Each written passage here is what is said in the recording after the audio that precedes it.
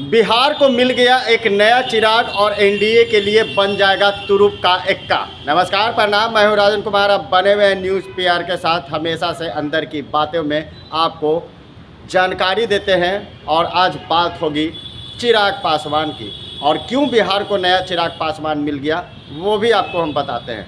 देखिए, जिस तरीके से चाचा और भतीजे की जंग में चिराग पासवान ने बहुत बड़ी बात एक निजी चैनल के इंटरव्यू में कह दिया है। चिराग पासवान थक गए थे, हार गए थे। पिता के जाने के बाद चिराग पासवान पूरी तरह टूट गए थे, और पिता के जाने के बाद एक झटका चिराग पासवान को लग रहा था। घर बिखर गया, पार्टी टूट गई, यानी यूँ कहिए सत्ता और घर दोनों बिखर गया। फिर भी चिराग पासवान के चेहरे पर शिरकत नहीं दिखी। अब ऐसी स्थिति में कहा जा रहा है चिराग पासवान की माँ, पिता के जाने के बाद चिराग पासवान की मां लगातार पशुपति पारस को रात भर फ़ोन करते रह गई, लेकिन पशुपति पारस ने फ़ोन उठाना मुनासिब नहीं समझा। इसके बाद चिराग पासवान ने तय कर लिया कि बिहार की राजनीति में अगर चाचा को ये चाहिए तो मैं उन्हें देने के लिए तैयार हूँ। चिराग पासवान को टाइफाइड हो गया था, लेकिन उस सिचुएशन में भी चिराग पासवान खुद गाड़ी चलाते हुए चाचा पशुपति पारस के पास पहुँचते हैं। घंटों खड़ा रहते हैं उनके दरवाजे पर, इंतज़ार करते रहते हैं कि अब मुलाकात होगी, लेकिन घर के बाहर कोई नहीं निकलता है और चिराग पासवान उदास होकर चले आते हैं। लेकिन क्यों गए थे वो न्यूज़ पीआर आपको बता रही है। देखिए, मैंने पहले ही कहा था कि अंदर की बात हमेशा न्यूज़ पीआर आपको बताती है। चिराग पासवान राजपाठ देने के लिए पशुपति पारस के घर गए थे, जिस समय उनके पापा नहीं रहे थे। रामविलास पासवान की मृत्यु के बाद जिस तरीके से परिवार और पार्टी बिखरा, उससे तमाम बातें साफ होते गया कि चिराग पासवान का साथ सभी छोड़ते जा रहे हैं। अब ऐसी स्थिति में समय बदलता गया, वक्त का पहिया बदलता गया, और चिराग पासवान बिहार की राजनीति में सक्रिय होते चले गए।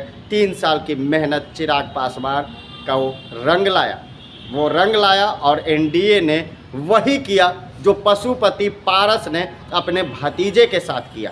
जहाँ बिल्कुल जिस तरीके से परिवार से लेकर सत्ता तक बेदखल करने की कोशिश चिराग पासवान को की गई, तो उसका बदला एनडीए ने लिया और 5 सीटों पर काबिज पशुपति पारस और ताल ठोकने वाले दम के साथ उन्होंने एनडीए पर भरोसा जताया था। लेकिन एनडीए ने साफ समझ गया कि जो अपनों का नहीं हो सकता है वो किसी का नहीं हो सकता।